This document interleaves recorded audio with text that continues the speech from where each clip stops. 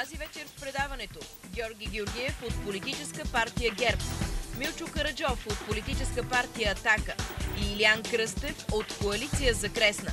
Какви са перспективите в развитието на община Кресна? Дебатът започва. Гледайте ни!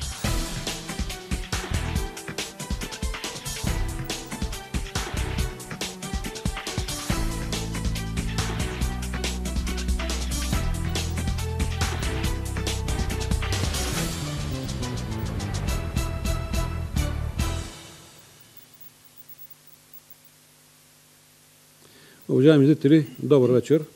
Добре дошли в студио дебати на телевизия ОКО.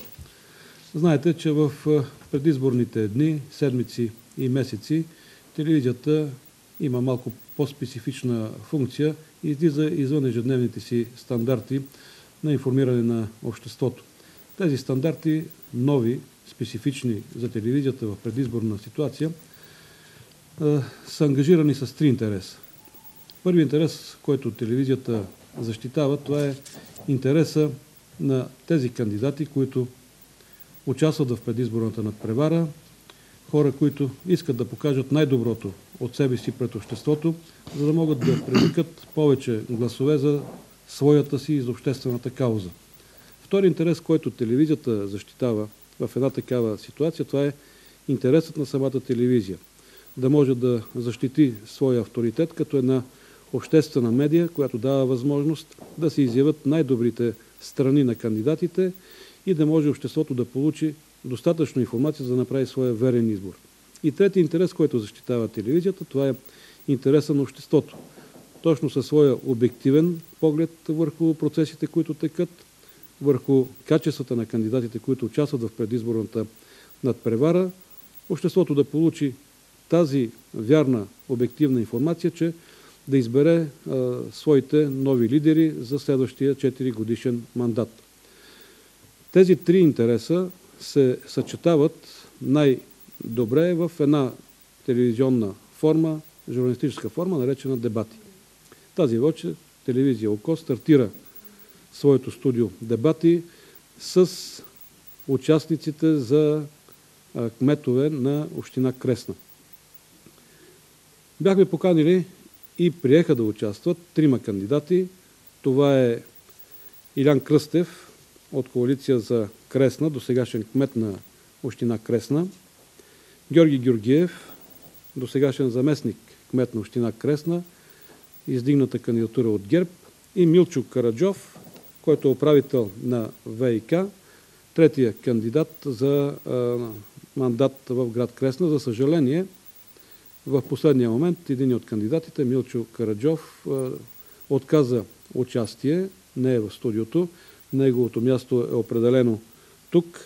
Естествено, в едни такива дебати, когато един участник в последния момент се откаже, това говори за няколко неща, могат да се направят редица изводи, но един от изводите, които може да се констатират, това е страх от това да не може да реализира, да не може да покаже себе си в оная светлина, в която желае пред обществото на град Кресна. Започваме дебата с двамата кандидати Илиян Кръстев и Георги Георгиев.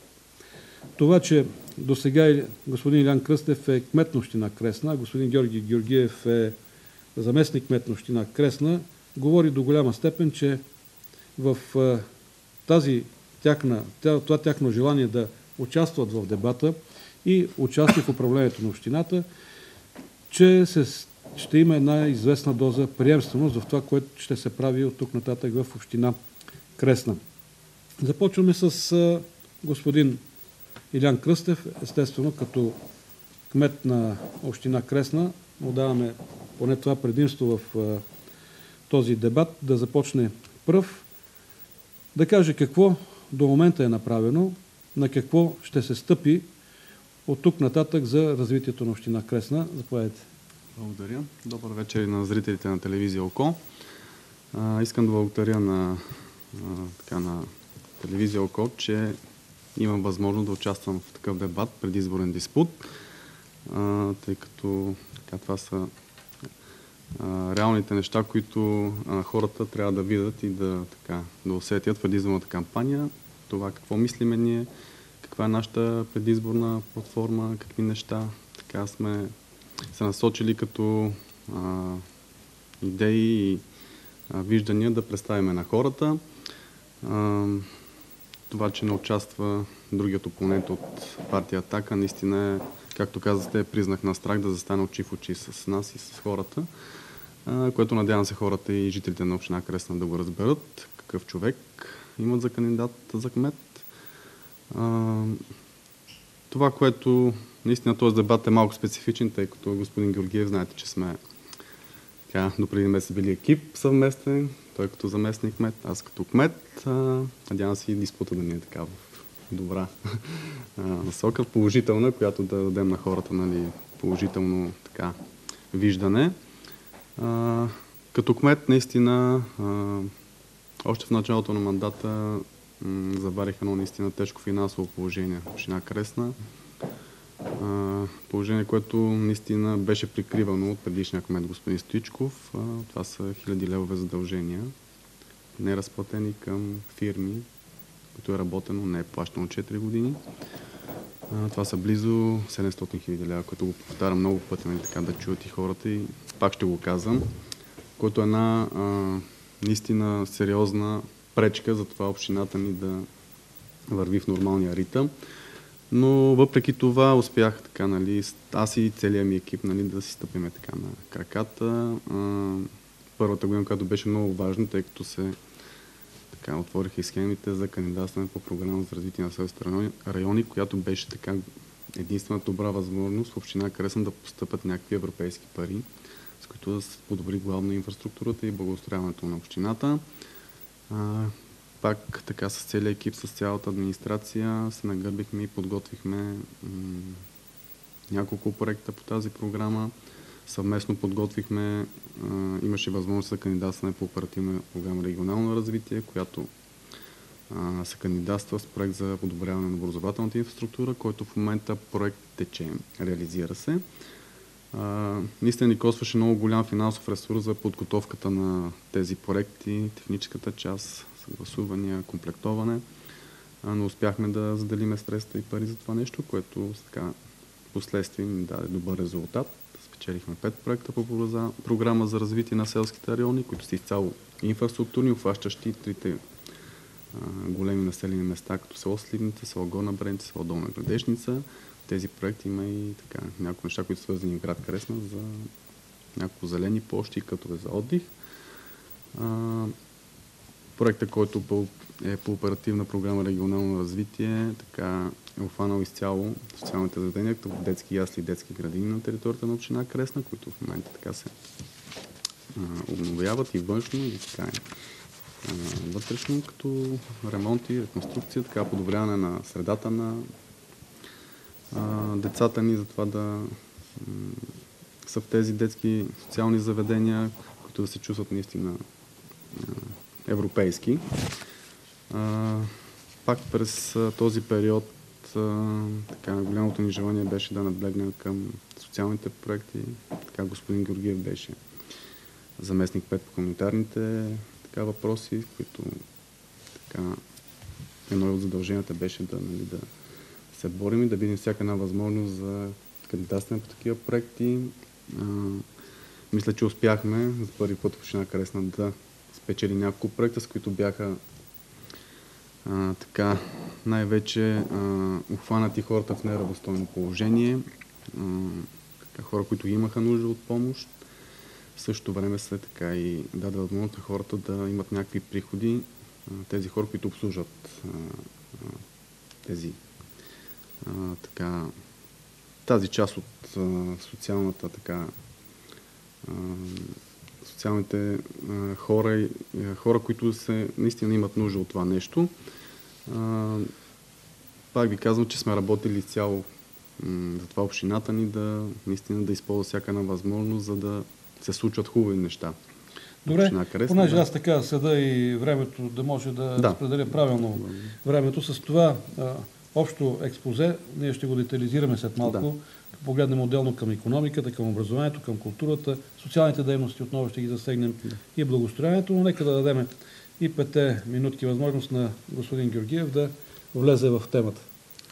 Благодаря, господин водещ. Добър вечер на всички зрители на телевизия ОКО. За мен много се радвам за това, че участвам на такъв дебат. Също се радвам така, че господин Кръстев високо оценява работата ми, свършена като заместник-кмет за ресорите, които съм отговарял. Но така пропусна да кажа, че аз съм бил отговорен за ресорите, където е точно разработването на проекти. Гордееме се с проектите, които са спечелени в нашата община. Те са над 12 милиона лева. С тях е подобрено е качеството на живот на хората в Кресна и ще продължим да работим в тази посока. Специално аз това, което ще направя, е да се създаде екип, който ще работи за усвояване на максимум средства от възможностите, които предоставят европейските фондове. Като цяло през тези години, когато съм бил заместник-кмет, аз съм отговарял за хуманитарните дейности, които включват социалните услуги, включват здравеопазването, образованието, спорта и разработването на проекти. Резултатите са видни. Още веднъж благодаря на господин Кръстев, че високо оценява работата, която е свържена от мене и моя екип. Това е плод на едно добро сътрудничество, както и на местно, така и на централно ниво. Работили сме с експерти, които са ни помагали, разбирали са проблемите на община Кресна и съм сигурен, че за бъдеще също ще подкрепят общината в нейните в разработването на проекти и в усвояването на средствата, които ни предоставят оперативните програми и националните програми за финансиране. Защото в условията на криза това е така един много важен инструмент за влизане на свежи пари в общината, което може да осигури и заетост на хората, тъй като един от основните проблеми в нашата община, това е, разбира се, нарастващата безработица и също друг важен проблем в нашата община, това е обезлюдяването и трайната бедност на жителите на нашата община. Добре, да погледнем на този анализ, който се прави назад в мандата, защото все пак върху анализа стъпват бъдещите концепции, бъдещите амбиции, вашите стратегии за това как ще се развива община Кресна в следващите 4 години. Но вие стъпвате на един фундамент от предишните 4, 8 или повече години за това как се е развила общината. И естествено е да потърсиме този фундамент най-напред в икономическото развитие. Върху каква икономика съществува, какъв поминък имат хората в община Кресна и какви са потенциалните възможности за неговото развитие, господин Кръстев? В период на икономическа криза, мисля, че за всяка една община е така трудно да се намерят сериозни инвеститори, както и в нашата община подобен момент има. Успявали сме така да може би да предоставяме някаква благоприятна среда за инвеститори, които искат да инвестират в община Кресна, но това изцяло зависи и от Общински съвет. Знаете, че не всички правомощия са на кмета. Има хора, които са желали да инвестират. Едни са допускани, други не са допускани. Това какъв е поминъка в общината ни, изцяло така в последните години хората се насочиха към земеделие и животновъдство, тъй като знаете, че има така схеми, които се финансират това нещо, европейски пари. Да, общината и предполага едно такова развитие. Имаме така развита и така шивашката индустрия, няколко цехове за ковано желязо, които в момента изпитват така доста трудности, тъй като строителството знаете на какво ниво е. Има няколко гръцки фирми, които инвестираха в община Кресна след продажба на имоти общински, които купиха. Говоря за бившата общинска фирма ТИСА. Там работят няколко човека, дърводелски цехове, дърводобив. Така че нямаме много големи възможности. Пак ви казвам, трудно да се привлекат сериозни инвеститори, което наистина е за една община най-важното е хората да имат работа. Когато има работа хората, всичко друго, нормалният ритъм върви. Когато има безработица голяма, знаете, че така и когато няма и ресурс, който хората да получават, се отразява и на приходната част, събирането на данъци, на покупателната способност на хората. Знаете, че магазинчета има, които се надяват на това нещо в Кресна. Единствено главният път, който не минава през град Кресна, е някаква алтернатива за хората, които имат търговска дейност. Пак е нещо, което подпомага. Надявам се за бъдеще и климата, който надявам се създаде и нови общински съвети и новия кмет да предоставят на инвеститорите наистина добри условия да желаят да инвестират. Това е наистина моето желание. Тъй като имаме много неща, които могат наистина да се направят в общината и знаете разположението на общината и това, че има много природни дадености, туризъм, говорихме. Ще поговорим за перспективите. Сега говорим за това, върху какъв фундамент ще стъпи следващото управление. Господин Георгиев, как оценявате в икономическо отношение до сега нещата?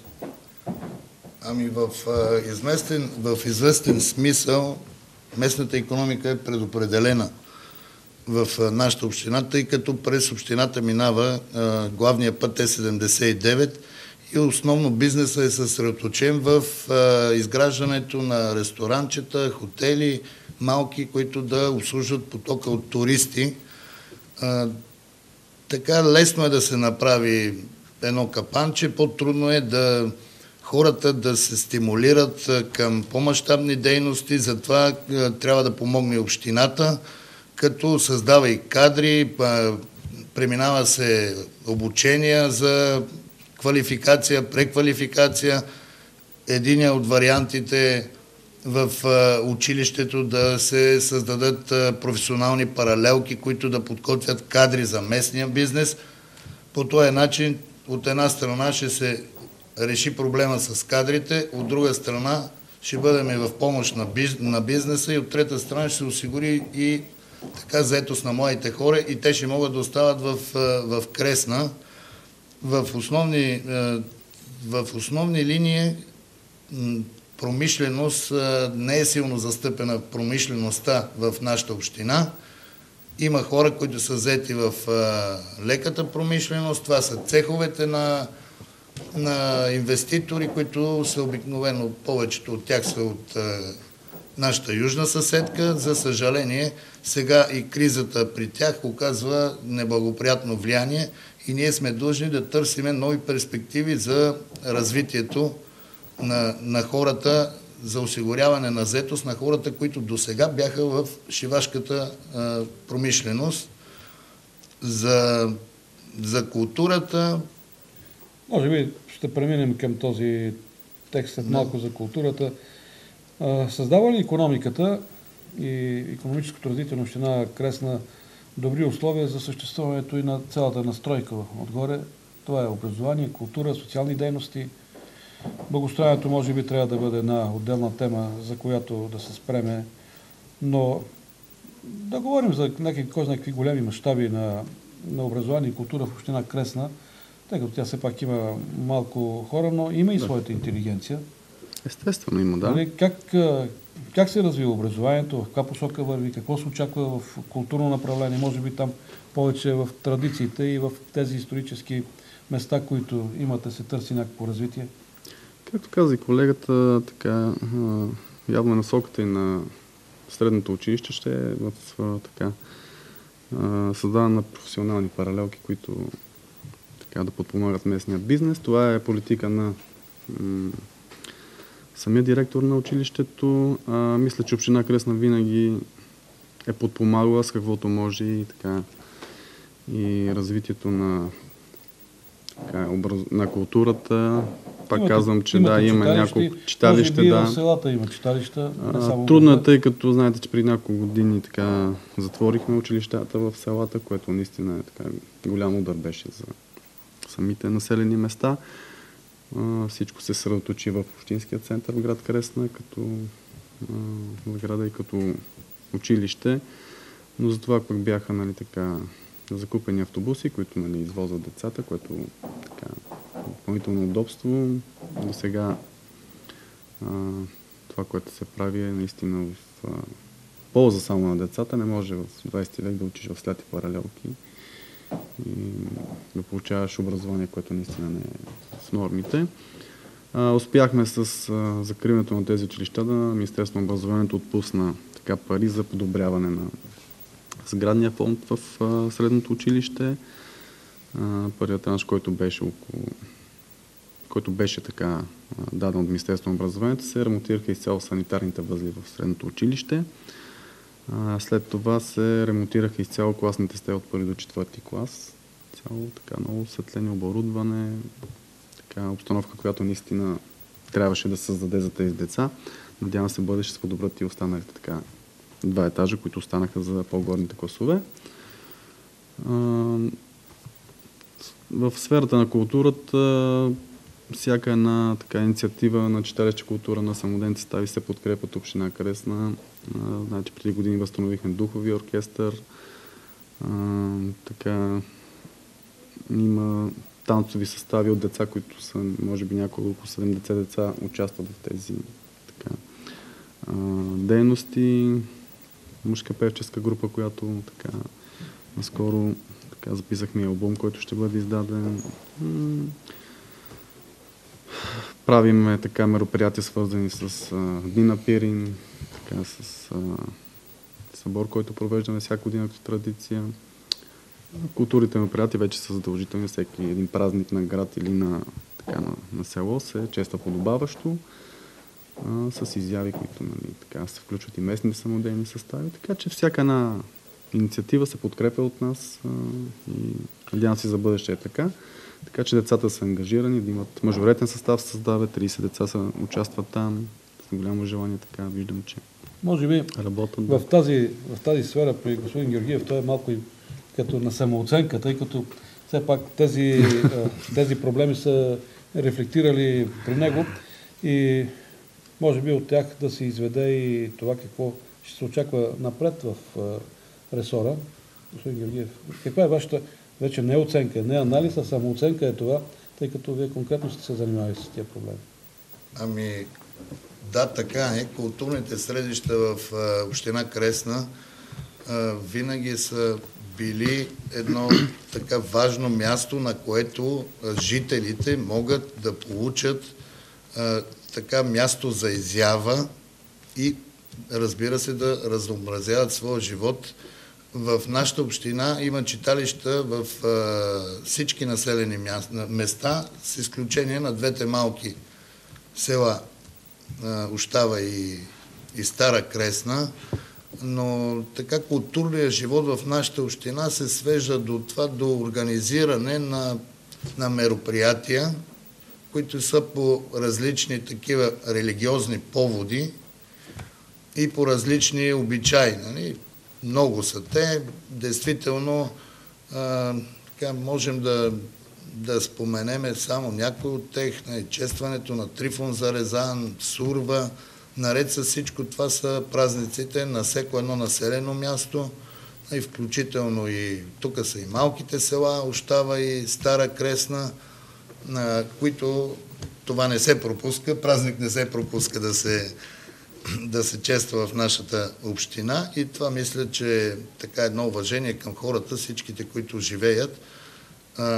Направиха се мажоретен състав, господин Кръстев спомена и за духовия състав. Да, възстанови се духовия състав, но за съжаление общинските съветници последната година не гласуваха средства за издръжка на духовия оркестър, който беше създаден, възстановен с много труд, с много усилия, тъй като от закриването на казармите Тогава имаше военен духов оркестър и от тогава до 2007 година нямаше духов оркестър.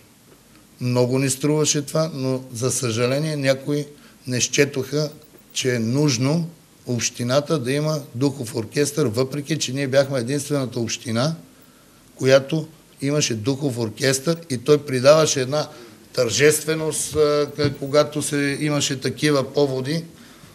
За съжаление, неоценено. Въпросът тук е, че може би не е толкова до самата дейност, която развива оркестъра, колкото до това, че имате хора, които се занимават с това. Имате такива кадри. Разбира се, да. Това е едно, може би, от основните неща. Добре, аз виждам, че до тук, понеже все пак вие сте работили в един екип, общо взето нещата са вървели в една посока.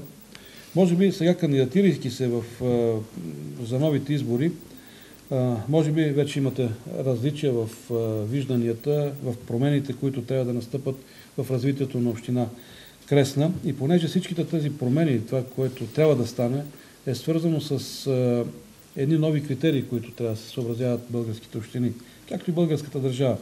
Това са критериите, които са наложени от участието ни в Европейския съюз. Страна от Европейския съюз и това, което налага Европейската комисия. Господин Кръстев, община Кресна, как и с какво и какво трябва да се направи, за да може да се съобрази с тези критерии? Защото ние знаем сега, започва строителството на една магистрала Струма. Тя ще заобиколи град Кресна. Той остава изолиран. Изолиран в такъв смисъл от този път. Този поток, който до сега е минавал през града и който би могъл да бъде използван и в търговията, да стимулира малко бизнеса, той сега се изнася. Може би не сега, но след края на следващия мандат това ще е реалност. В тези условия и в условията на новите изисквания, които се поставят, малко по-строги от Европейската комисия, и в селското стопанство, и в икономиката, общините трябва да предприемат някакви мерки. Как виждате тези мерки и как виждате посоката към това община Кресна да стане община от Европейския съюз? Така, изместването на магистралата наистина е неизбежно. Това ще стане рано или късно, тъй като знаете, че политиката на правителството е този главен път Е79 да бъде в най-скоро време почнати процедури за строителството на магистралата, тъй като трафика наистина е много голям. Да, наистина община Кресна, след като бъде изместена магистралата, ще е наистина в неблагоприятно положение, тъй като в момента се издържа доста семейства от главния път. И в тази насока единственото, което може да се мисли за напред, е наистина привличане на сериозни инвеститори, които да отворят работни места в град Кресна, община Кресна, за да компенсираме това нещо, което ще се случи някога. Говоря за сериозни инвеститори в средния бизнес, малки и средни предприятия. Едно предприятие от 150 или от 200 души, които работят, наистина ще подмогне много безработицата и така и която съществува в общината, и създаването на работна ръка е най-важното нещо, което трябва бъдещия кмет да предприеме, тъй като не виждам друг начин, по който да направим нещата по-добри, пак и така насоките, свързани с развитието на туризма и животновъдството, също селското стопанство, земеделието. Казах, че една част от хората вече са ориентирани към това нещо, което е един вид поминък. Естествено ще търсят и нови възможности, които не мога да кажа сега след 4 години или 5 какво ще е реалното положение в държавата и в общината ни. Но наистина това ще се случи, ще бъде изместена магистралата, което ще е загуба за града ни. Но в същото време и така потока, който минава всеки ден през града ни, знаете, че пътя минава през централната част на града, от един вид така и опасно за преминаващи, най-вече за децата, които сутрин минават към училището и към детските социални заведения. Опасно е, назначили сме всяка сутрин има и човек, който седи на подхода, който е подлеза, който минава децата, за да има някаква виждане, че има човек там, който да следи за преминаването най-вече на малките. Трудно ще, но все пак ще се мислят алтернативи нови. Докато стане това нещо, предполагам, че няма да стане така най-скоро време, тъй като знаете, че все още няма одобрено проект, който да мине най-тежката част Кресненското дефиле. В момента мисля, че има някакви проучвания, които се правят. Радвам се, че започнаха двата лота. Кулата Сандански и Диканя Дупница, Дон Диканя Дупница, които надявам се да станат в срок. Пак ще е нещо, което да облегчи движението до София и до Кулата. Това е което реално мога да кажа, което мога да случи за напред. В тази посока, какви са вашите виждания от тук насетне? Аз ще почна така от автомагистрала Струма, защото така се засегна построяването на новата магистрала. Всички в Кресна се спомняме какво се случи, когато се затвори пътя в Кресненското дефиле. Просто ние за 10-12 дни изостанахме в пълна изолация, откъснати от света. В такава ситуация просто се представих как Кресна ще бъде след построяването на автомагистрала Струма, ако не се вземат спешни и незабавни мерки, за да може общината през годините, които ни остават до построяването на магистралата, да развие своя потенциал. Основният потенциал на община Кресна, това е туризма. И имаме 5-6 години, за да развиеме туризма. Да направиме за това време Кресна привлекателна туристическа дестинация. При нас е природата, която уникална природа имаме. При нас е река Струма, която дава условия за развитие на водни и екстремни спортове. Имаме много скални феномени, природни феномени, които ще бъдат един изключителен интерес, ще представляват не само за нашите туристи, а и за чужестранните. Мога само да спомена за Шейтандере. Там с направата на една екопътека, аз гарантирам, че в годините, първата година след нейната направа, 10 000 човека, 10 000 туристи ще посещават това чудесно място. И каква забележителност е това? Това са едни скални феномени, в които тече река Ощавска. Ние ги наричаме казаните. От едно скално образование, което е подобно на казан, отива в друго ждрело, едно ждрело, което е много живописно, красиво е и то се намира само на половин час път от главен път Е79. При положение, че се направи една подобна екопътека, веднага ще изникне капанчето, веднага ще изникне магазинчето за сувенири. Разбирате, това ще даде възможност на хората да си докарват някакъв допълнителен доход. И пак повтарям, Кресна трябва да почне да се развива в посока експлоатиране на нашите природни дадености. Развитие на туризма с всичките му негови форми, в повечето случаи алтернативни. Имаме чудесни възможности за развиване на екотуризъм, на селски туризъм, на познавателен туризъм, на ловен туризъм, на винен туризъм, много видове туризъм, които ще доведат до реално повишаване на доходите на населението. Тъй като, каза се, ние нямаме възможност да развиваме общината като индустриална зона. Това не може да се случи. Въпросът е, че много от хората могат да си увеличат доходите, когато си направят една къща за гости, да речем. Когато си продават техните местните продукти, доматите. Сега се продават домати в София и те знаят, че са домати от Кресна. Трябва да се популяризират нашите местни продукти, да се направят местни марки, които да стигнат до международни изложения и тогава по този начин хората ще могат да си продават продукцията на една много по-висока цена и да си подпомагат семейния бюджет. Добре, вие виждате в туризма един от изходите Господин Кръстев, Да.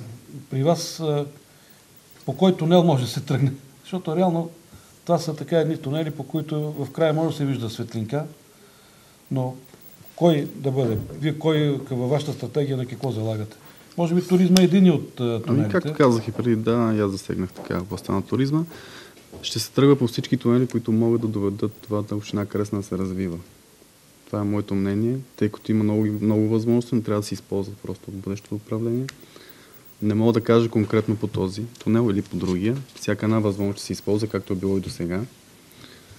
Така че бъдещото управление трябва да се така наглася по обстановката, която моментната обстановка и пак ви казвам най-важното да се развива в добра посока общината ни. Пак да усетят и хората Но все пак адаптирането, за което става дума, то явно това, което дойде, адаптира се общината към процесите, предвиждате и инвеститори, но все пак трябва да има и някакво предварително виждане, някаква цел, която трябва да се преследва. Ако едната от целите е туризма, другата да е селското стопанство, общината трябва да е тая, която да създава условия да се развива всичко това. Как и какви са възможностите на общинска администрация според вас да създава тези условия? С какво? Както казах, не всичко зависи от общинска администрация, естествено от общински съвет най-много, което казах. Условията, които ние създаваме, са това, че общинска администрация винаги е така подхождала с разбиране и качествено така и обслужване и така и на всяка една идея, инвестиция, която иска човек да предприеме в общината ни, документално казвам, бюрократично се така вършат нещата в най-високо качество и бърз и време, като бързо време. Така че администрацията винаги е отворена към това нещо, както и бъдещия кмет, предполагам, ще бъде отворен за такива инвеститори. Надявам се да дойдат и да предразположим тези хора да инвестират в общината ни, било в туризъм, било в селското стопанство, било в малки и средни предприятия. Имаме възможности много, така че от пречка от администрацията надявам се, че няма да има и занапред. Пак ви казвам, голяма част от това нещо зависи от общински съвет. Нови общински съвет, който да подпомага кмета и общинска администрация. Вие двамата споменавате общинския съвет до тук. Очевидно сте имали доста затруднения в досегашната си работа. Откъде идваха тези проблеми с общинския съвет? Естествено, един кмет и общински съвет, знаете, че винаги са в противоречия. Имаме общини и общински съвети, които работят заедно. Но явно при вас не е по въпроси, които са парливи, които засягат интереси на някои общински съвет, естествено имаме така доста пререкания и дебати. Съумявали сме така поне в частта, която подготовка на европейски проекти, така решенията, които трябваше да вземе общински съвет, поне там имахме малко разбиране и не се спираше така поне подготовката на тези проекти и кандидатстването.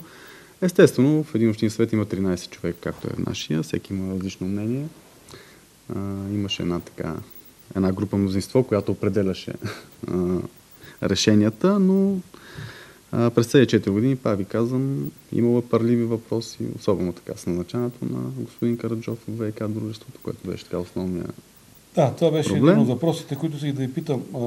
Публична тайна е, тя излезе информация, пишете, че Общинския съвет е бил доминиран от вашия опонент сега, Милчо Караджов, който не дойде в нашето студио този път да защити своята позиция. Може би по-нататък ще участва в други програми. Не знам каква му е стратегията за участие в тези избори. Това, че не е дошъл тук, според мен като човек, който работи тази работа, го оценявам като така една грешка, но това си е вече проблем на кандидата. Той си избира средствата, с които да стигне до крайните резултати. Но доминирайки Общинския съвет, поне тая публична тайна, с каква цел се е доминира този Общински съвет? Имало ли цел лично благодетелстване или нещо друго?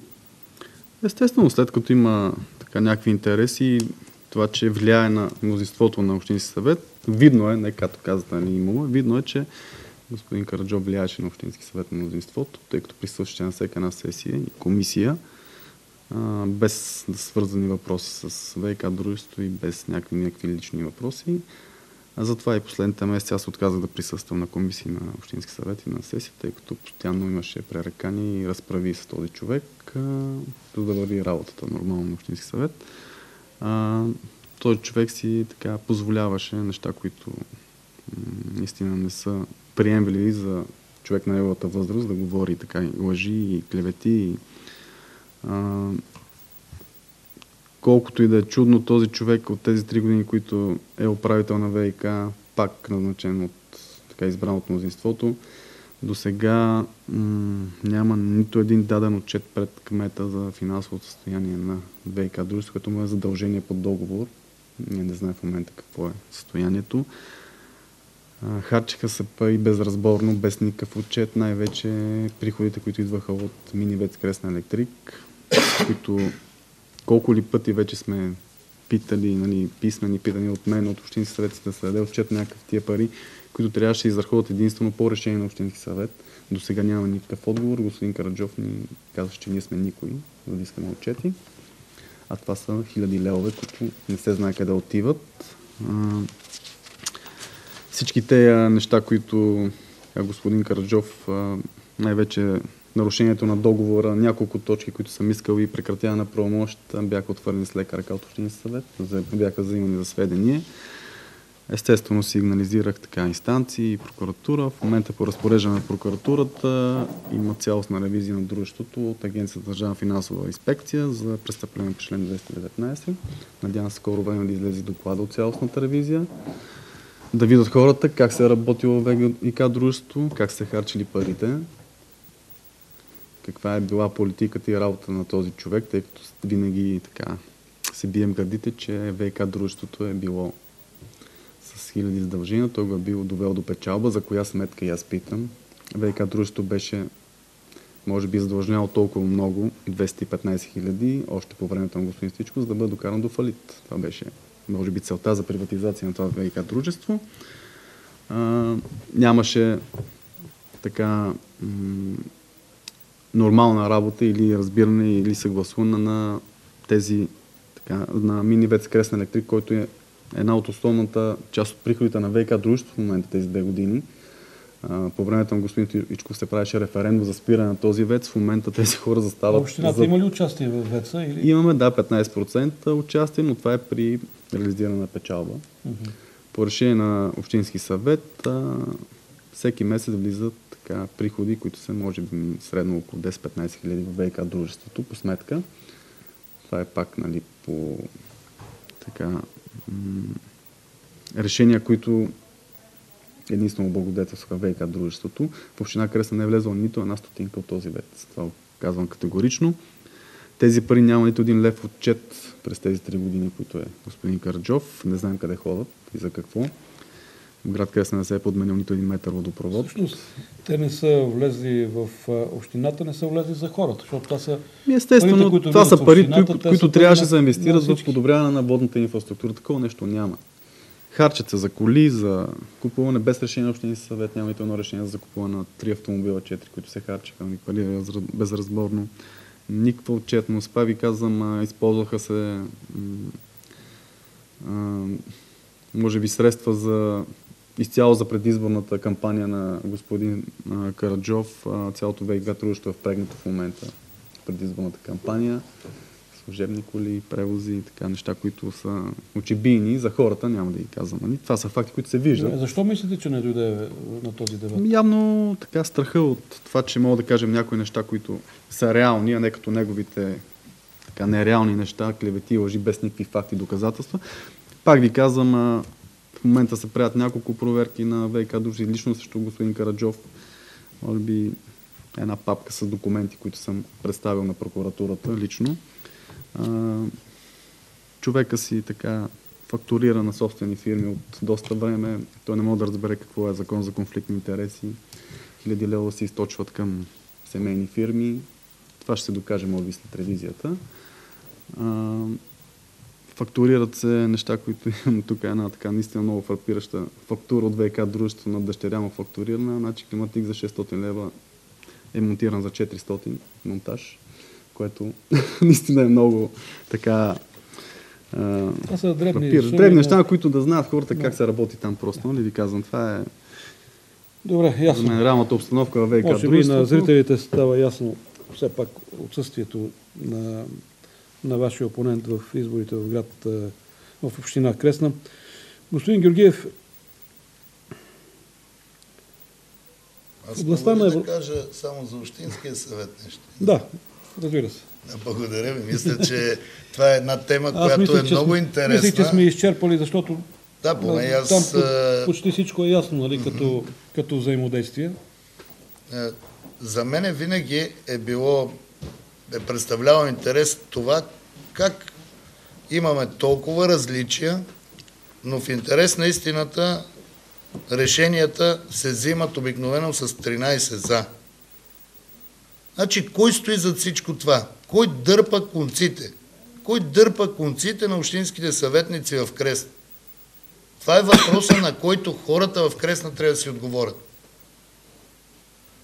Не може, когато се обсъжда, примерно, въпроси, които са от жизнено важно значение за хората в Кресна. Такъв е случая с удължаване на разрешителното за водоползване на ВЕЦ Кресна Електрик, да не дойде нито един общински съветник. А хората в Кресна са оставили съдбата си в ръцете на тези 13 човека. И казвам ви, че се получава един парадокс. Две групи са вътре, двете групи гласуват 13 за.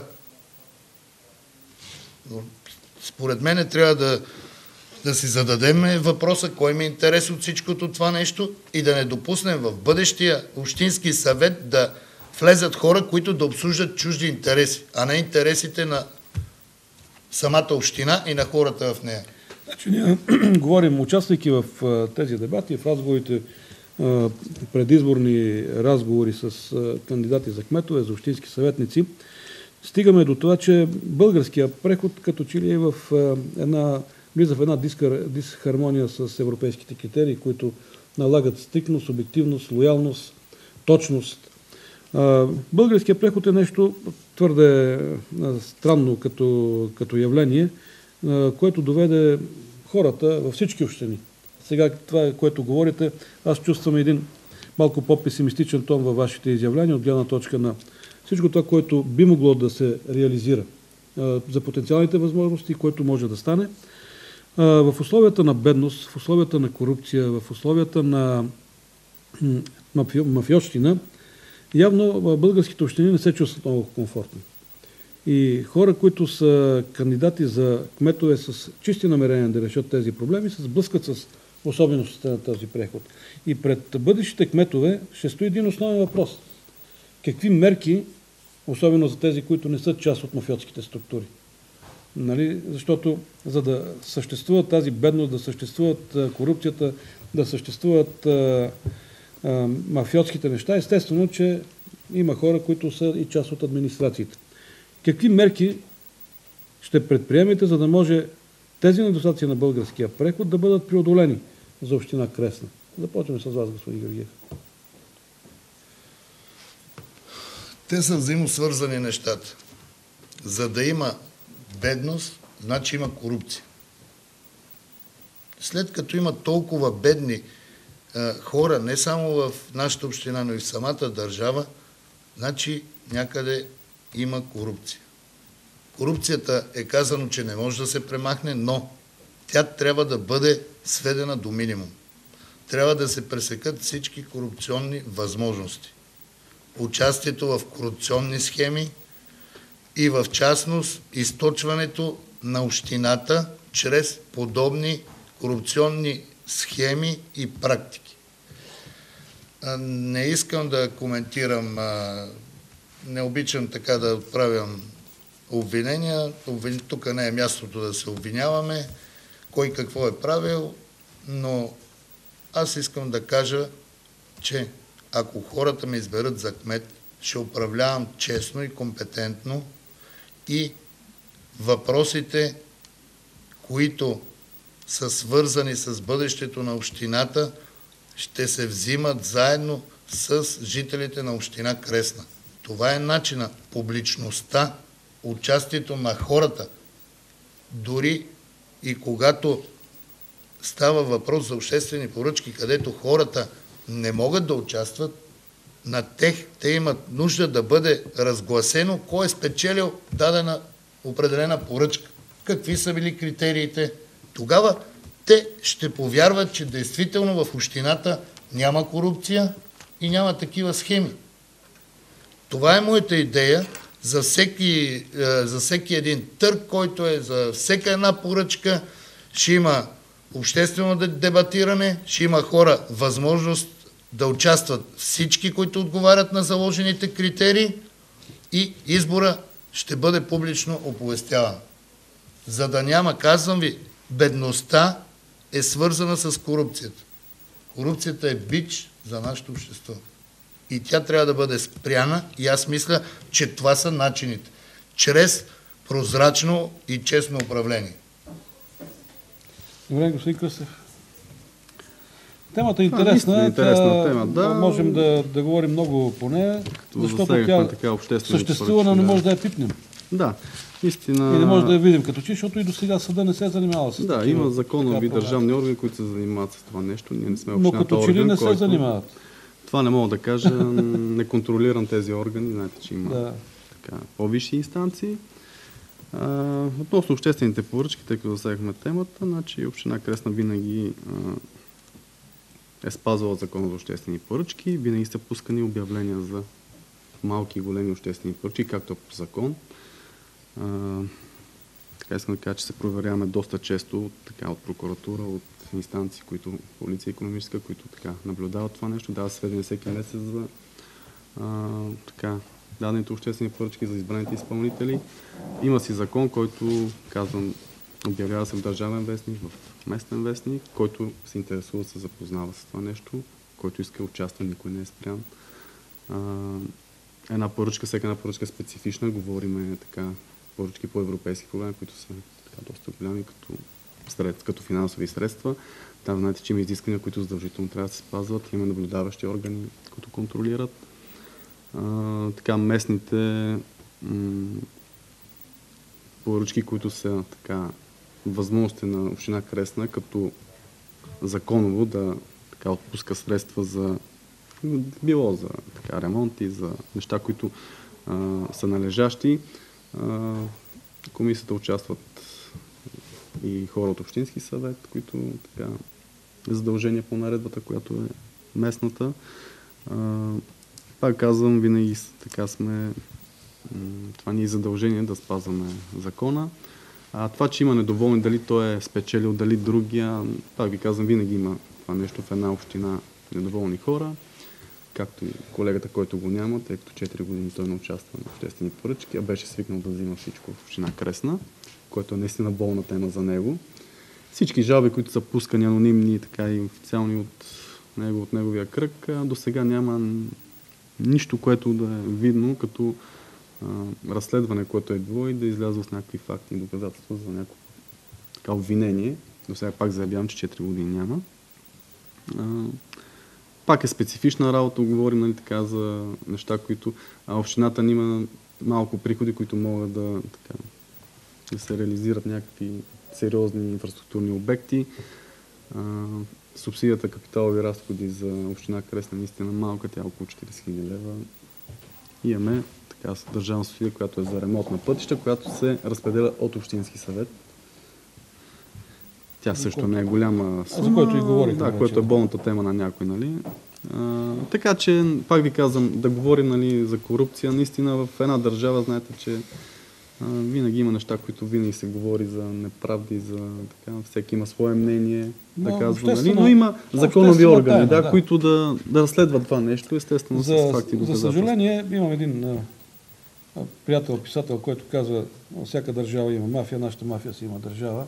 И това не е само негово казано изречение, а това е обществена тайна. Да. Хората мислят, че в нашата държава корупцията е в едни големи размери, така мисли май и Европейския съюз. Само нашите специализирани органи не мислят така. Много е лошо, когато ви казвам, когато спечелим проект, и почне реализация, всеки говори това кой какво е взел, кой какво направи, въпреки че парите все още ги няма по проекта. Когато правиш нещо, тогава са недоволни хората, защо го правиш. Това не мога да го разбера.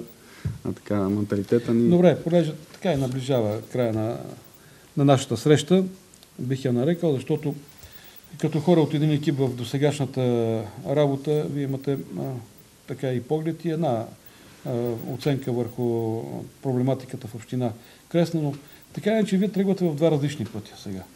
До сега в един екип сте работили, каквото сте могли, сте направили за община Кресна. Тръгвате в два различни пътища, което означава, че на базата на една приемственост, която има от досега извървяния път и на един така поглед върху работата на община Кресна, явно имате и някакви виждания, освен приемственост, за някакви промени. Господин Георгиев, на базата на до каква степен приемственост, до каква степен промени, ако спечелите изборите? Промени в каква насока само? Да, той ще ни каже. Значи, тук промените могат да ги промени в структура на общинска администрация, проблеми на взаимоотношения с общински съвет, проблеми за насоки на развитие на община Кресна, селско стопанство, туризъм, приоритети в това нещо. И до каква степен бихте предприели някакви промени? В каква посока ще са тези промени? Аз не бих могъл да ги подскажа, т.е. вие ги знаете. Аз мога да кажа, че успехите като заместник-кмет са в моя ресор. Мога да кажа, че имаме социални услуги, тъй като преди 2 години в Кресна, 2 години и половина, нямахме никакви социални услуги с изключението на домашен социален патронаж. В момента ние имаме в проект социално включване са назначени 105 човека, които обгрижват 159 човека. Това прави общо 264 човека, които пряко ползват резултатите, са ползватели на резултатите от изпълнението на този проект. Отделно вече в община Кресна има дневен център за стари хора, тъй като говориме да тръгнем да има приемственост. Това е което има, което ще се надгради, е, че внесли сме в Министерство на труда и социалната политика, е внесено и е в бюджета за 2012 одобряването и финансирането на услуга Център за социална рехабилитация и интеграция. Там ще бъдат, той е с капацитет 30 места, ще бъдат назначени 12 души персонал, от които медицинско лице, лекар, физиотерапевт и помощен персонал. Има възможност за изграждане на център за настаняване от семейен тип. Той ще бъде с капацитет 15 места, там ще има 15 души персонал. И всичко това в сферата на социалните услуги. Защо го казвам? Това е във връзка с разкриването на нови работни места и тъй като в нашата програма, която ще представи един съвсем нов управленски модел, е засегната един от акцентите на нашата програма е алтернативната заетост. Защото е най-лесният начин да се противодейства на безработицата е инвестициите. Разкриването на работни места чрез инвестиции. Да, хубаво е да дойдат инвестиции, но е трудно ние да ги докараме в Кресна. Първо има път, който трябва да се извърви. Аз вече съм го правил, защото съм бил преди това в частния сектор. Основите ми контрагенти са били от Гърция. 90-та година бех в основата и инициирах разкриването на първия шивачки цех на фирма Джентиле, която беше от Гърция и тогава в нея работеха над 80 жени. Но когато е в условията на криза, ние трябва да бъдем гъвкави и да търсиме съвсем такива нови решения. Трябва да оползотворяваме всяка една възможност, която ни дава кандидатстването по проекти и програми и разкриване на работни места. В момента ние чакаме одобрението на проект, който е внесен в Агенцията за социално подпомагане и то е за разкриване на социално предприятие, където ще работят още 40 души. Значи само в сферата на социалните услуги, с кандидатстването на социалните проекти, току-що изредихме заетост, при положение, че те бъдат одобрени. Осигуряваме заетост на 80 човека. Хубаво е да се привлекат и външни инвеститори, но аз мога да кажа, че те сами ще дойдат, когато ние си свършим работата. Примерно, развитието на туризма, което е приоритет. Когато ние направим един информационен център, комплексен информационен център, за да знаят хората защо да идват в нашата община, какво ние можем да им покажем и да знаят къде те ще останат да спят и какво могат да ядат, нещо, което е отгледано от двора на нашите лелки, тогава по този начин за тях те сами ще дойдат и ще предложат сами, за тях мястото ще бъде атрактивно за инвестиции. Това е, така казвам го, защото не всеки използва този прием, така е като клиширано, привличане на чужди инвестиции. Ние сме разработили, ще работим и в тая посока, разбира се. Аз и до сега казвам, че проведах една среща с председател на Търговската палата в Серес. Има гръцки предприемачи, които с оглед на кризата, която е в нашата южна съседка, искат да си преместят производствата в България и по-конкретно в Кресна. Но те трябва да имат гаранции. Трябва да имат гаранции. Всичките тези хора трябва да знаят, че премествайки едното производство от Гърция, тук ще бъдат по-добре и ще бъдат защитени. Това е моята идея. Искам да кажа, пак ще се върна към корупцията, защото едно явление в Кресна в момента се наблюдава, опит за сливане на икономическата с политическата власт. Ако това се допусне, в Кресна да се случи, това ще бъде началото на края. Защо го казвам? Защото в Кресна определено има кръгове, които не искат да има външни инвеститори. Те искат хората да им работят за жълти стотинки, защото когато дойде един грък, той ще плати минималната работна заплата в Гърция 855 евро. А когато той дойде в Кресна, ще плати 700 лева. Сега в момента нашите хора се експлоатират за жълти стотинки. И искам да кажа, че не с цената на всичко трябва да дойде някой инвеститор, да отвори, да речем, едно казино. Защото казиното в Кресна изигра много лоша роля в икономически аспект. Не искам да го коментирам в детайли, но въпросът е, че хората, които ще дойдат от Гърция, те трябва да са качествени. Това ще направя аз. Ще направя предварителен подбор с контактите, които ги имам в Гърция, и в Кресна ще дойдат хора, които ще бъдат качествени и ще плащат добри заплати на хората. Външни инвеститори.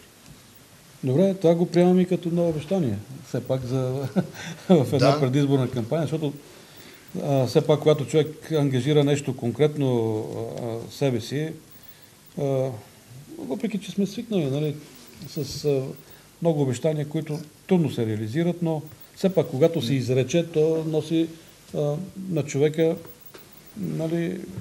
свързано с неговия авторитет. Господин Кръстев, да. Аз искам да кажа, да допълня нещо, че всичко, което е записано в нашата управленска програма, аз и моя екип сме го проверили, затова и закъсняваме с разпечатването, защото проведахме много консултации и на нива, на регионално, на централно ниво, проведохме консултации с министри, какво може да залегне, как да го постигнем и всичко това е описано в нашата програмка. Всичко абсолютно ще могат да го прочитат хората и мога да кажа, че това не са голи обещания, тъй като са написани са много ясно и конкретно и на хората им става, могат да добият една цялостна картина за това каква ще бъде Кресна след 4 години. Добре, ще се върнем на това, ще бъде нашия последен въпрос. Как си представяте Кресна след 4 години?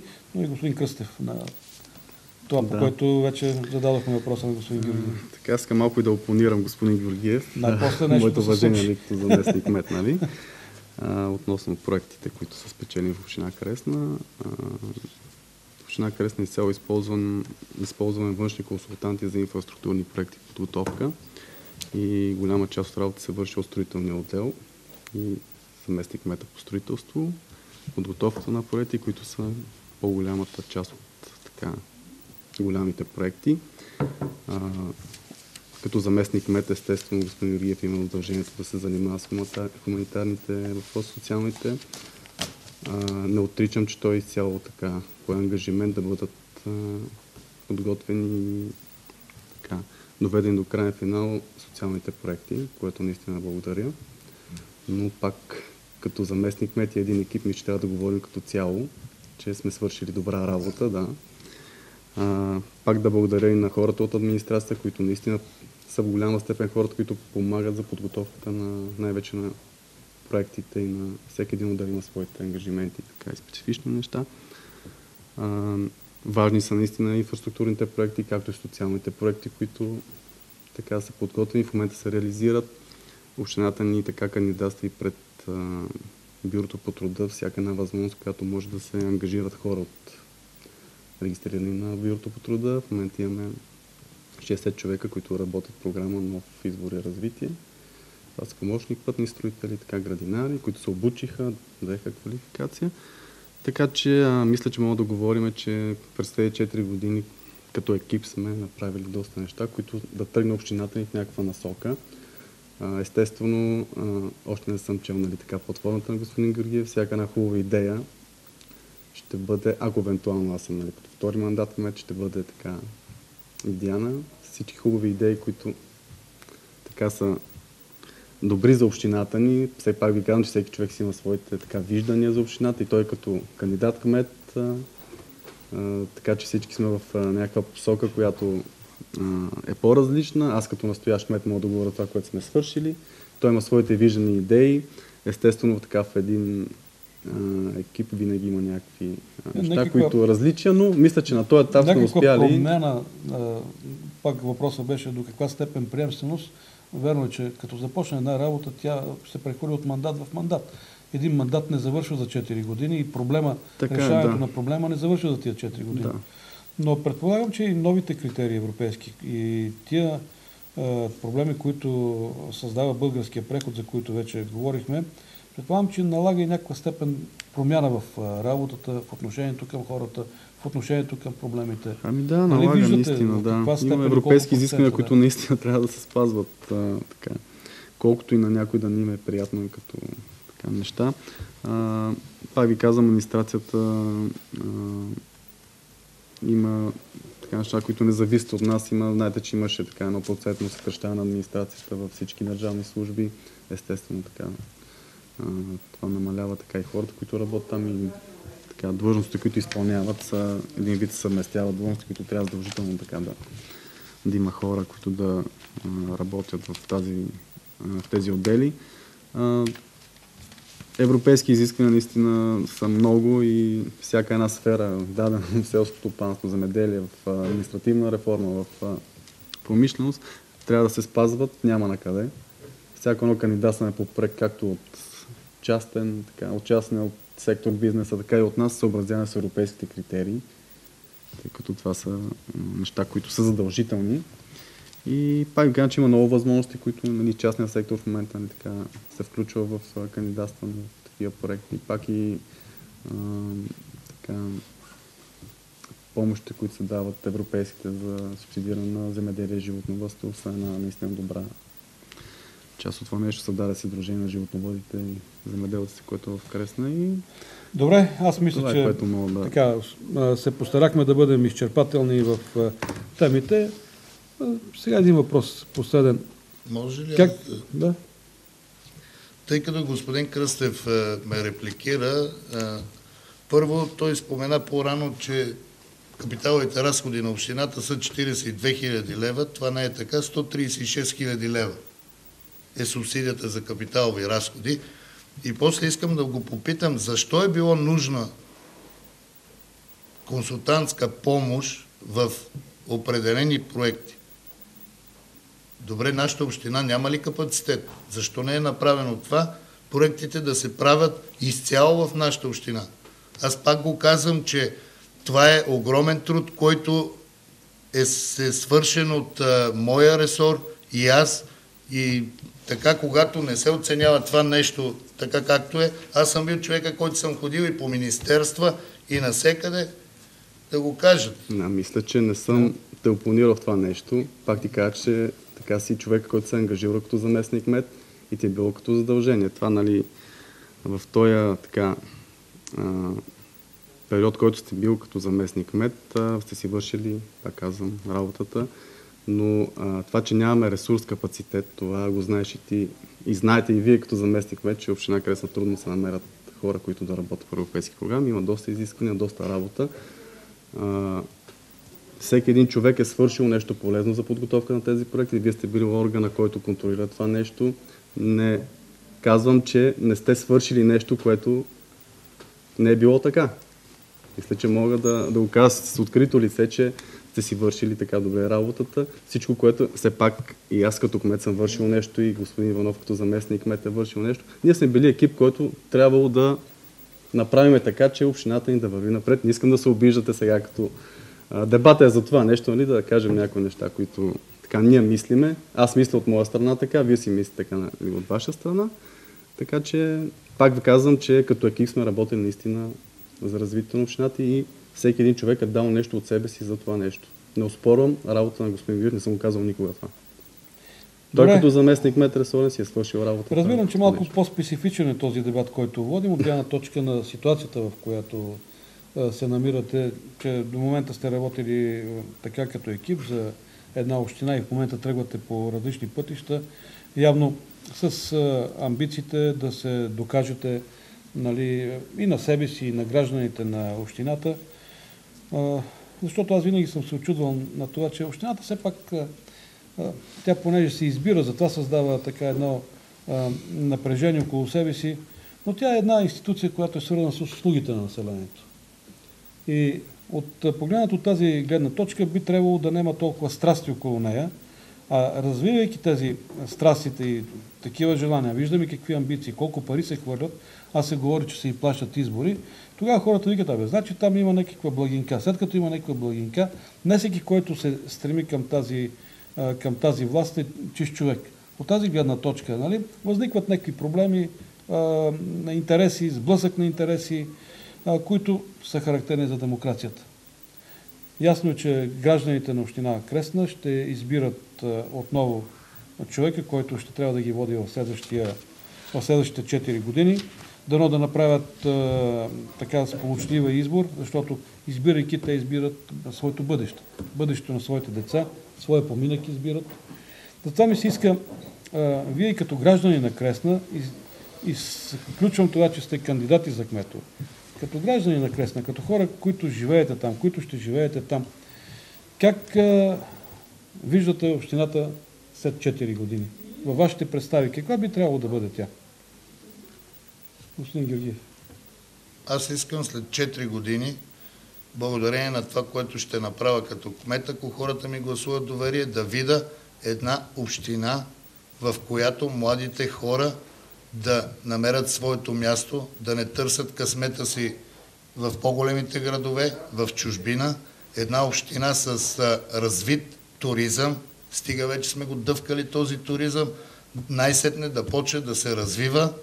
Една община с чисти, приветливи улици, с своите детски площадки, спортни площадки, занимания за младите хора, клубове и в селското стопанство да има утвърдени вече продуктови марки, местни продуктови марки на местните производители, за да може Кресна да остане както и на географската карта, така и на икономическата карта на България. Добре, господин Кръстев. Да, наистина това са хубави неща, които каза господин Георгиев. Споделям неговото мнение. Това, което искам след 4 години да видя, е наистина успешно реализиране на проектите, които сме започнали в момента, финансирани от европейските програми, главно за инфраструктура, подобряване и благоустрояване. Естествено, основното нещо, което искам за град Кресна е, тъй като сме подготвили проект за реконструкция на водопроводната мрежа и асфалтиране улици, който беше внесен по оперативна програма Околна среда, но тъй като бяха спрени възможности малките общини да кандидатстват там на втори етап. Това ми е единственото желание в града да подобрим изцяло уличната настилка и да ремонтираме и водопроводната мрежа.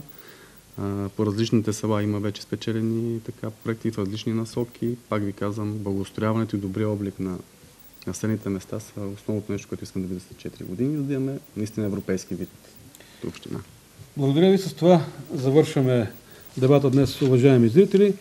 Мои гости и кандидати за кметове на община Кресна бяха Илиян Кръстев от Коалиция за Кресна, досегашен кмет на общината, и Георги Георгиев от политическа партия ГЕРБ, досегашен заместник кмет на община Кресна. Знаете, че в такива предавания ролята на водещия да бъде един безпристрастен и коректен съдия. Надявам се да съм изпълнил тази функция в очите най-вече на гражданите на община Кресна, да не са почувствали в мое лице пристрастен човек към една или към друга кандидатура.